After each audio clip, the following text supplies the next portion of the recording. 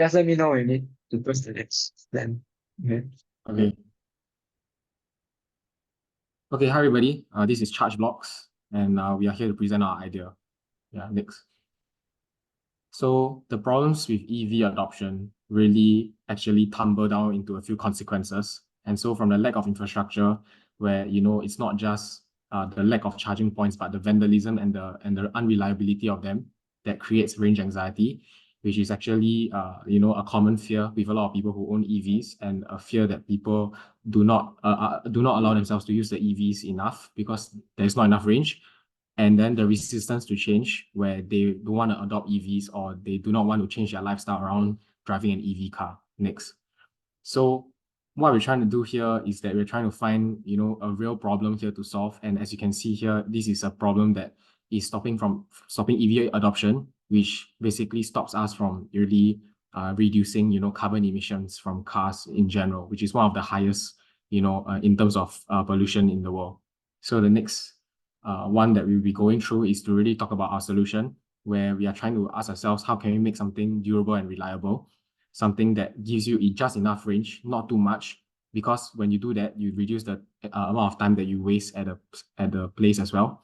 And also, how can we make this as scalable as possible, and also able to actually allow EV ownership to be easy and to be as seamless as possible. So we want to present ChargeBlocks. Yeah, next. So ChargeBlock is basically a kiosk that has this is what we call the charge block, where there is a lithium iron phosphate cell. And so lithium iron phosphate itself is very safe, and it can last a lot of cycles. And this is designed to last around 8 to 10 years, where we have this very stainless steel case that's very sturdy, and allows you to really bring around this product itself and this portable charger kind of idea to your car and to charge it. Yeah. So next. So we developed the app around it because we do not want any interface on the block itself to reduce the likelihood of damage of the entire system. Yeah. Next. So how is it going to go about is that we are going to actually place this very small little kiosk in different car parks and in rural areas as well, to really make sure that even rural areas have the ability to charge EVs. And the block itself comes with this self-aligning charging station, where it actually helps people push the block back. And then in terms of making sure that the block doesn't block any cars from coming, we will be installing a GPS to make sure that people do only place the charge block itself at the back of the car where there is actual space. And this reduces the need for people to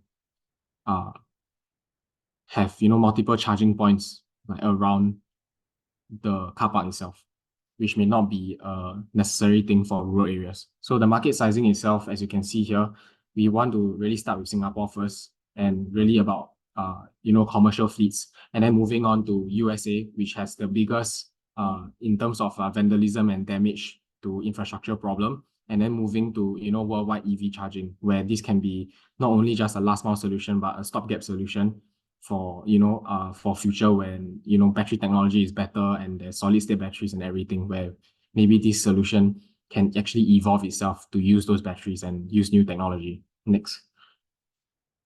So the business model itself has two parts, which is the facility, where we will actually lease a space in the car park, but it'll be a very small space, so there will be no need to change the car park itself.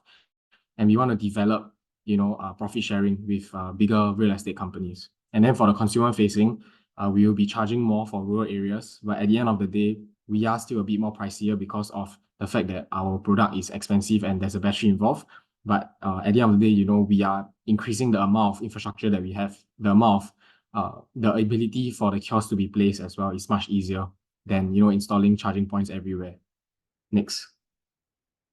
And so the go-to-market strategy would basically consist of all these things, where we want to bring people to awareness and to educate them about what buying an EV means, to the point where we convert them and they will realize that our app itself is very important, because them being on our system is like a security for them to reduce their range anxiety, and then retain them to make sure that they use our system, whenever they need to. And maybe if they might even want to use our system because they just like the usability and the ease of convenience. Yeah. Next. So this is our team. Yeah, and now this is our implementation roadmap. So just making sure that there is a different phases that we need to take into account in terms of the project management itself. And ultimately, we do want to roll out a pilot program, in a small car park just to see whether people are able to use the product efficiently and seamlessly and understand how to use it as well. Because this is a new product with not many there is no product like this out in the market yet. Yeah. This is a rough prototype of our application. Users will be greeted with this startup page, followed by a login or sign-up process. The sign-up process is fairly straightforward, requiring a phone number, email, and card credentials, like most rental applications. Upon sign-up, users can look at the possible ChargeBlocks spots and reserve a block in advance. Then, they will go to the location of the station and scan the QR code on the locker to unlock the ChargeBlock.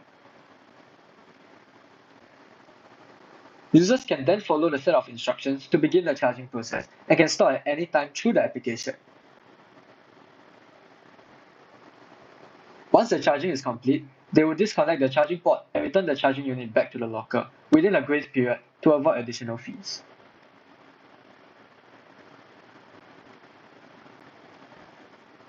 Finally, users can look at the transaction history to look at the total cost spent.